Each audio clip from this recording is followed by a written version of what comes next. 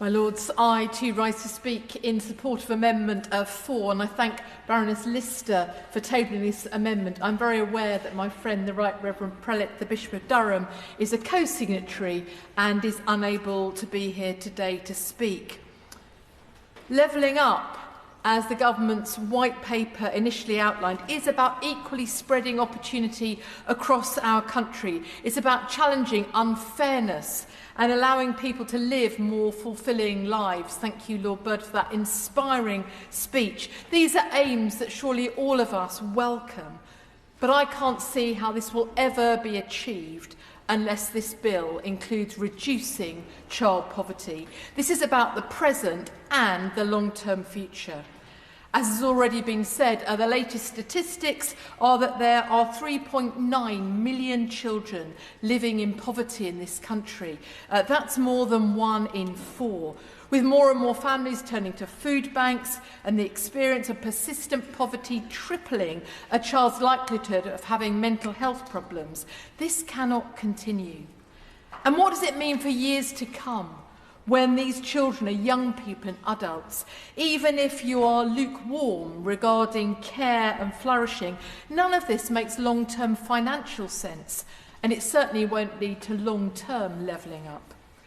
Child poverty has been calculated to be costing the government £38 billion per year. And that does not fully take into account the financial impact on needs and services which can then become necessary in later life, whether that be about health costs, various support services, indeed criminal justice services. We know that children who are not invested in to give them the best start in life are more at risk of failing to flourish as young people and adults. Poverty limits a child's future opportunities and employment prospects, largely due to the impact it has on education. If levelling up is about equally spreading opportunity across the country, it's essential to ensure that children are receiving quality education.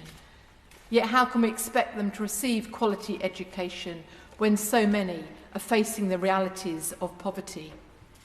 Baroness Lister's already spoken about the Child of the North APPG report. One youth ambassador expressed how poverty was impacting their life. I quote, "The main impacts are education. No matter where you are, school is difficult. It isn't just hunger. The worry is still there. That feeling of worry never leaves. How your sister's trip to the zoo is going to be paid. How you've not seen your mum eat. All going through your head in a chemistry lesson." The impact of poverty on a child's life and future should not be underestimated. It impacts education, physical and mental health, relationships and access to opportunities. And it's therefore impossible to achieve levelling up without putting the mission of reducing child poverty at its heart. Furthermore, as has been said, child poverty is an inequality that people face throughout the country. And I know that if my friend, the Right Reverend Prelate, the Bishop of Durham, was here, I know that he would highlight the stark inequality in the northeast of England. Absolute child poverty may have fallen marginally across the UK since 2015, but it's risen in every local authority area of the northeast since 2017, making the gap between the North East and the UK average poverty rate the greatest it has ever been. Ending geographical inequality that this bill strives to accomplish means ending the inequality of child poverty equally across the UK.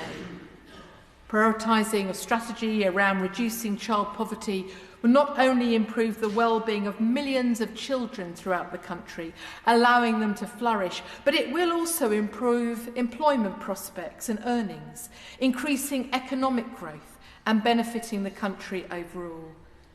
Childhood may not be permanent, yet the experiences we have in our childhood shape the rest of our lives.